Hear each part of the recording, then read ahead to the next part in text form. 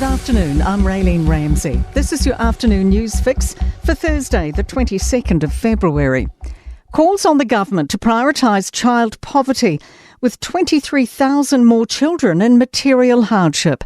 Stats NZ data for the year to July 2023 shows more than 140,000 children live in poverty.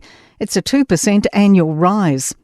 The Child Poverty Action Group says not prioritising the issue will take us backwards. Spokesperson Mike O'Brien says proposed government sanctions on beneficiaries will only make numbers worse. Those children and those families will simply be pushed further into poverty. They are already but likely to be below the poverty line. The Associate Finance Minister has taken a swing at bank interest rate rises. ANZ has made the grim forecast the official cash rate could rise to 6% this year and even top 8% in the current cycle. Other economists predict the Reserve Bank will keep the OCR steady on 5.5%. NZ First MP Shane Jones says banks have their own agendas. Every time the cost of money goes up, the main beneficiaries are the banks. So I tend to dismiss with a grain of salt what that cast of financial Brahmin has to say. At least 4 Taupo schools are in lockdown, and reportedly the hospital is armed police deal with an incident in Tauhara.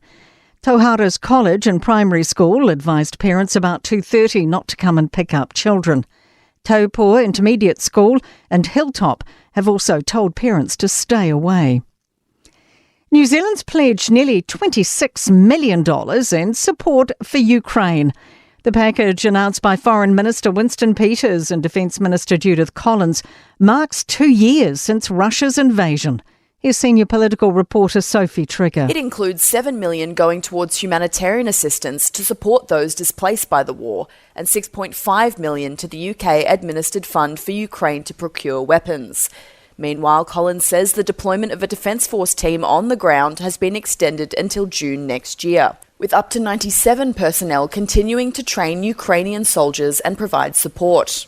Evidence of abandoned rat nests have been discovered at Countdown's Dunedin South store, but no current ones. The supermarket's been closed almost 2 weeks as it tries pest controls to rid the site of the rodents. Woolworths NZ Stores Director Jason Stockhill says they caught another rat overnight. He says they found old nests when they removed wall cladding today, but no sign of live nests. Sparks hoping to fast forward New Zealand to a new level of technical expertise. An NZIER study shows increasing use of advanced tech 20% could generate up to $26 billion over the next decade.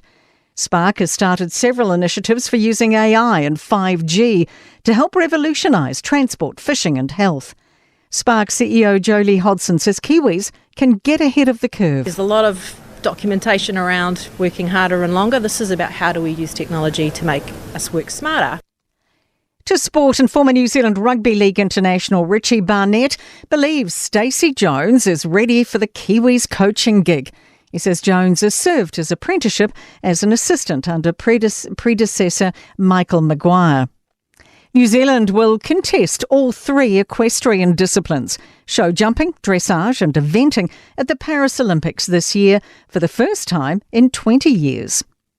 New Manchester United co-owner Sir Jim Ratcliffe wants to build a new stadium for the English Football Club. I'm Raylene Ramsey and that is your latest news fix. We'll be back with the next update tomorrow morning from the Newstalk ZB newsroom.